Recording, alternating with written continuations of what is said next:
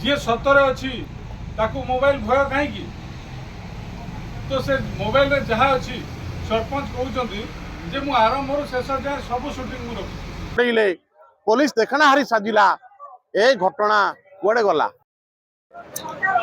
देखंतु आमर 3 दिन धरी सारा राज्य रे जड़े दलित सरपंच महिला सरपंच चामेली ओझा को किभली भाव रे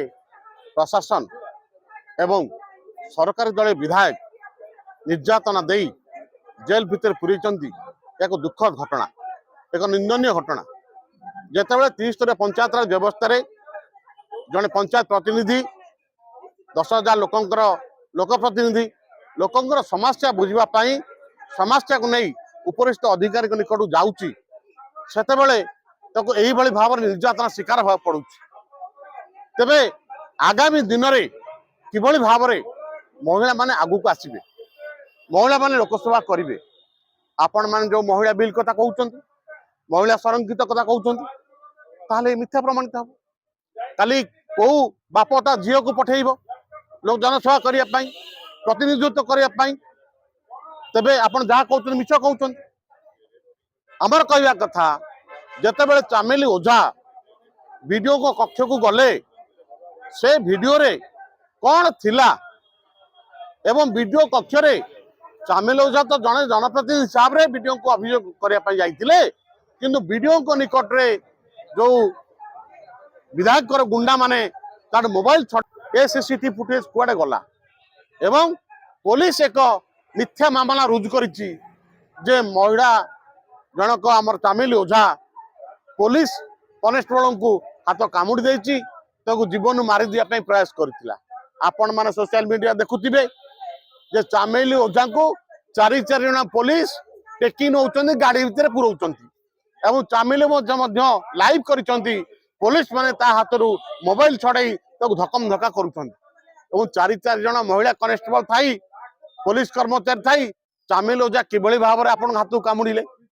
केमती आपण मारिबा उद्यम कले यह कौन केते दूर सत्य सत्य अच्छे आपण माने जानि पारुथि तेबे जदि ता सत्य हुए ताले आपण माने पुलिस चाकरी करबा ठीक तेणु करी ए घटनार सत्य सत्य लोकलोचन आसिया दरकार जो जनप्रतिनिधि माने तृणमूल स्तर में जनसाधारण गरीब लोक समस्या बुझापी आगू आसती जदि दलीय आक्रोश मनोभाव रखी यही भाव निर्यातना दि जाए तेबे या गणतंत्र आम भारतीय गणतंत्र किभली भाव सुरक्षित अच्छी यार प्रश्नवाची सृष्टि कर सर्वसाधारण गोटे केस तदंत थिला बेले कोनोसी सीसीटीवी सरकार ठीक आपणकर प्रश्न ठीक जदि आपण ताकू अरेस्ट कले ताकू जमीन विहीन दफा लगे फरवर्ड करुछंती आपण किभली भाव में सीसीटीवी पठेले सीसीटीवी की पब्लिसिटी करैले जो सीसीटीवी रे फुल विजुअल नहीं जत चामेली ओझा घर भितर पशुचंदी विजुअल अच्छी किंतु गाड़ी ओल्हे चामेली ओझा कुआडे गले माड़ खाइबा को गले ना कुआडे गले ताकू माड़ मरा जाइछि ना नहीं एसपी तार रखंतु सीसीटीवी दियंतु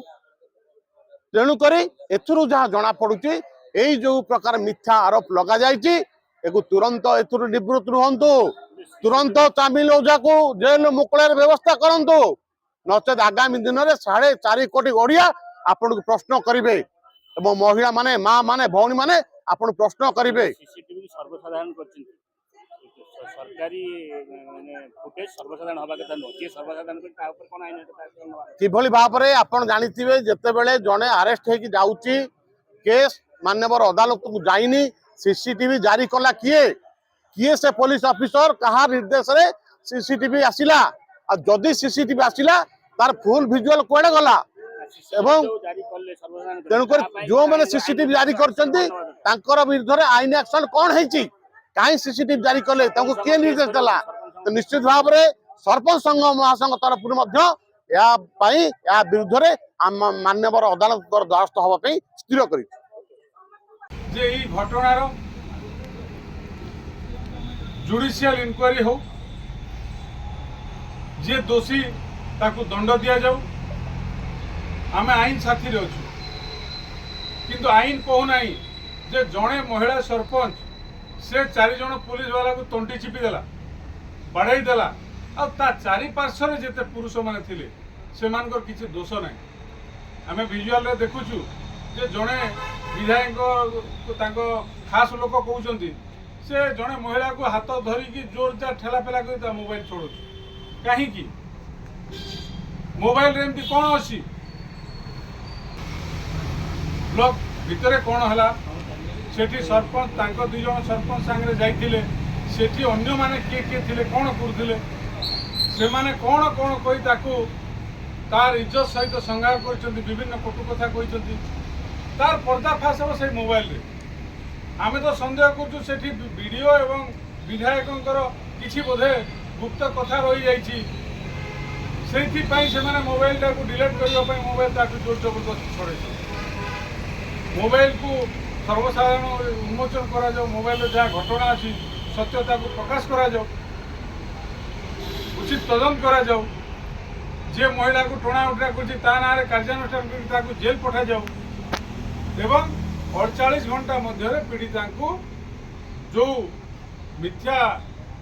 ଏଫଆଇଆର ଦାୟର କରୁଛନ୍ତି ତାକୁ ପ୍ରତ୍ୟାହାର କରିକି ତାକୁ ଜେଲରୁ ମୁକ୍ତ କରନ୍ତୁ। ନଚେତ୍ ଆଗାମୀ ଦିନରେ ସମସ୍ତ ଜିଲ୍ଲା ହେଡକ୍ୱାର୍ଟରରେ ରାଜ୍ୟ ସରପଞ୍ଚ ସଂଘ ବିକ୍ଷୋଭ ପ୍ରଦର୍ଶନ କରିବା ସହିତ ରାଜରାସ୍ତାକୁ ଓହ୍ଲାଇବ। ଆବଶ୍ୟକ ପଡ଼ିଲେ ଭୁବନେଶ୍ୱର ଲୋୟର ପିଏମଜିଠୁ ଆରମ୍ଭ କରିକି ମୁଖ୍ୟମନ୍ତ୍ରୀଙ୍କ ବାସଭବନ ମଧ୍ୟ ଘେରାଉ କରିବାର କାର୍ଯ୍ୟକ୍ରମ ରଖିଛୁ। କିନ୍ତୁ ବିନମ୍ର ନିବେଦନ ଆପଣମାନଙ୍କୁ ଏହି ଘଟଣାକୁ ସମ୍ବେଦନଶୀଳ ଘଟଣାକୁ ଓଡ଼ିଶାବାସୀଙ୍କୁ ତଥା ଶୋଇପଡ଼ିଥିବା ରାଜ୍ୟ ସରକାରକୁ ଚେଇଁ ଉଠେଇବା ପାଇଁ ଆପଣ ସହଯୋଗ ହେବେ ବୋଲି ଆଶା ଓ ବିଶ୍ୱାସ। ଧନ୍ୟବାଦ।